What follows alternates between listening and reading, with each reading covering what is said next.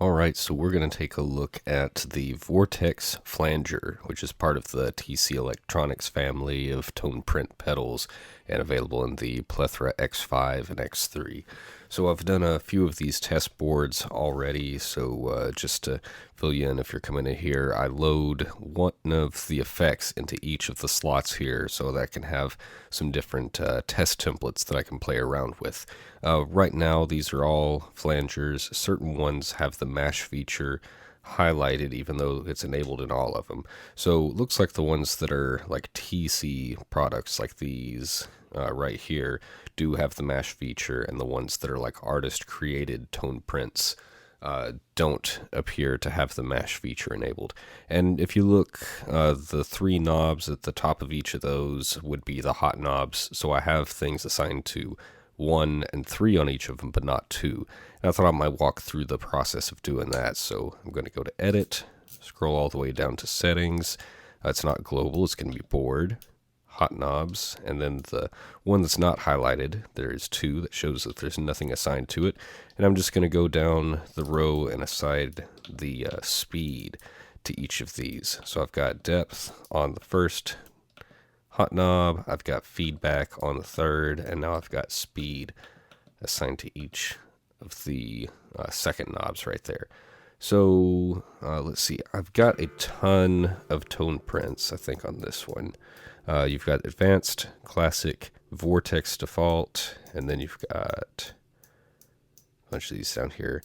I like a good flanger. Not all of these are perfect or exactly what I'm going for, but there's definitely some that I like with this.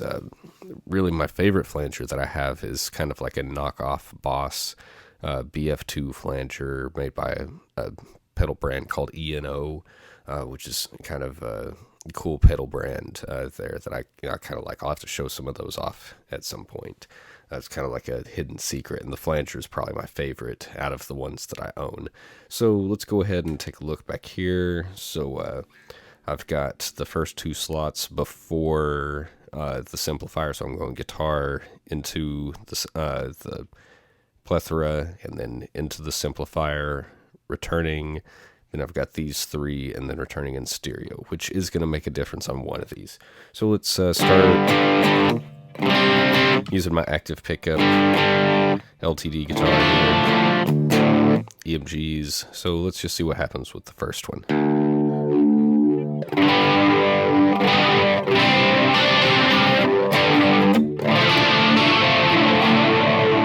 And to me, flanger is one that has I guess uses before and after.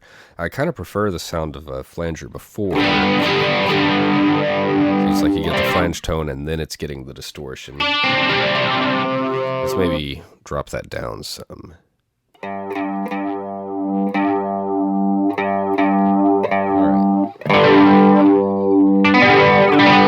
A little cleaner sound. I can clean it up even more than that. Kind of cool. Let's check out the second one. This first one, this is the just regular old default. Then we've got the classic.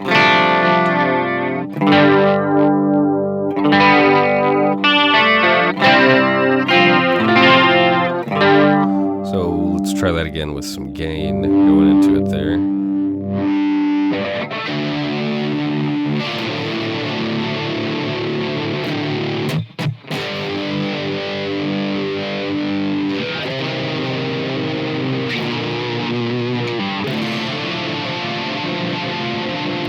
Like the kind of warble sound that you get. It almost sounds like a speaker cone, kind of wah wah wah wah wah.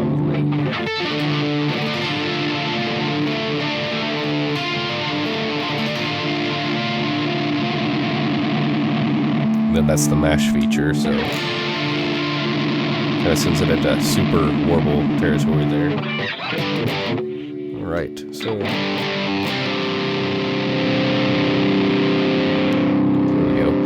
So those are the 2 that I had selected before the Simplifier. So going preamp. These are going to be in the effects loop. So the first one is called Sunny Day.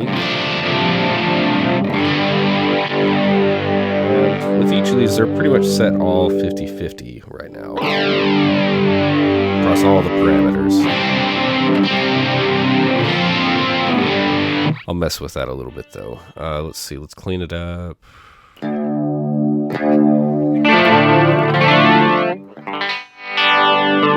That's weird. Did that another time on me. Kind of like dives out real steep. Not sure if it's that one. I'm pretty sure it was that same one the other time that it happened to me, though. This next one, though, probably one of my favorites, the slow metal flanger. So let's see. And again, I'm plugged in stereo, so when I hit this one, right away I feel like you get a huge stereo spread.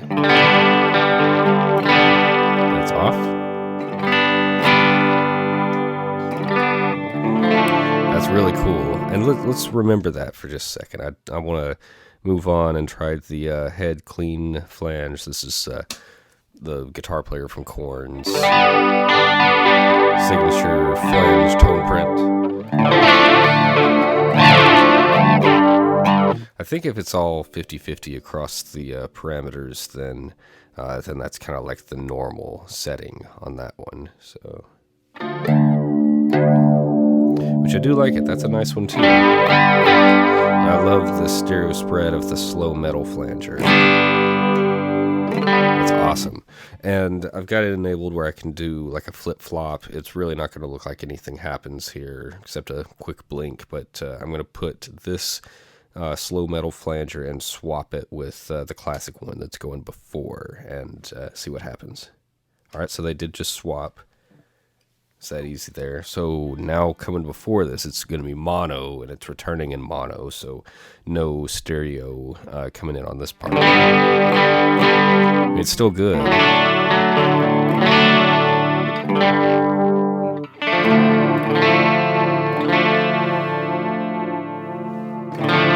Still good and it's still cool, but is it that much different? It's not got that like shocking stereo span like it had over here. So again, and the classic. Now let's hear it over here.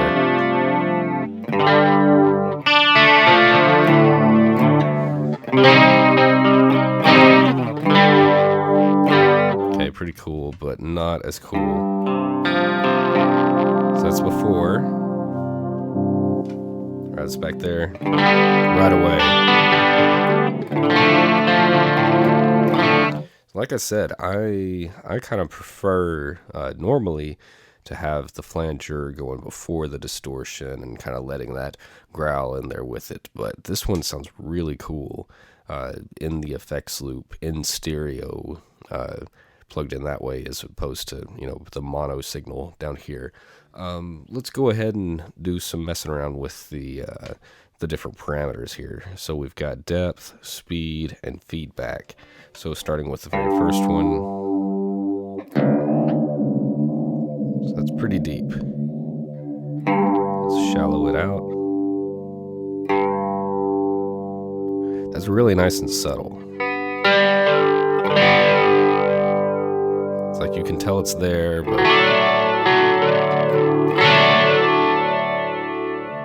it's not something you need to have, but it's pretty nice.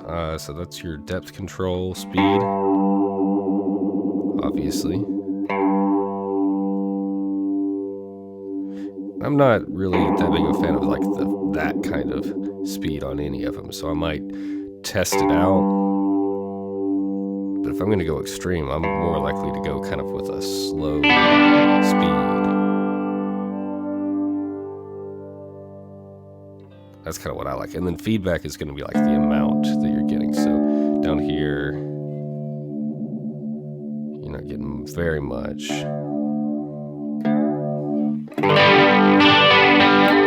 But as I'm bringing that up,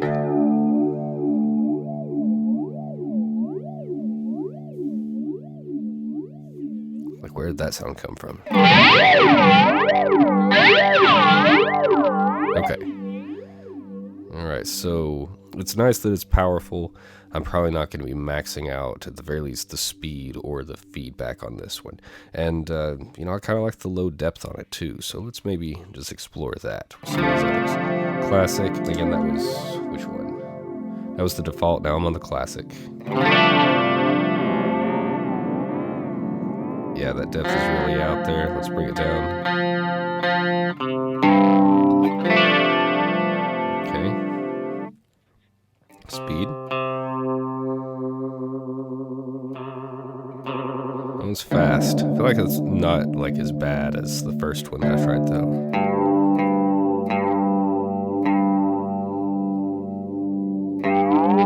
Yeah, that feedback's kind of wild. Maybe around there.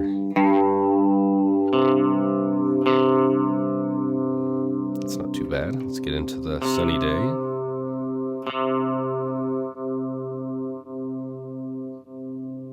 That was that one that was kind of did that there that sound. I don't know how to get it to do that on a command.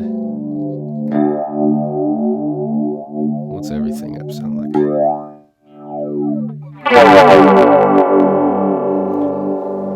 I guess that's how you do it. Okay. I didn't like that one that much, or didn't like it maxed out like that. Let's try this one. So this one goes really deep.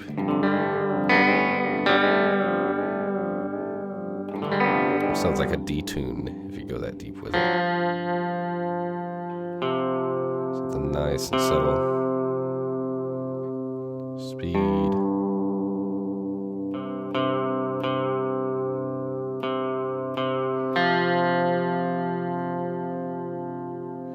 And the feedback.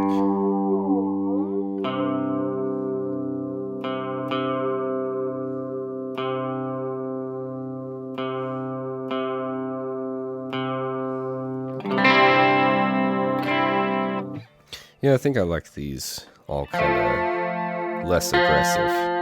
Yeah, that was pretty well with the low depth, or high depth. Speed. It's kind of nice. And then the feedback. Oh, that's weird. Not something I'll be using, but, you know, something like this. And if I really wanted to, I mean, I can stack them.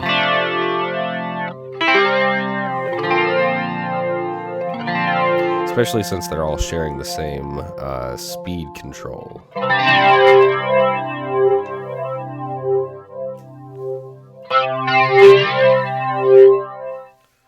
Yeah, that's a bit much. And that one's getting it all to dip out.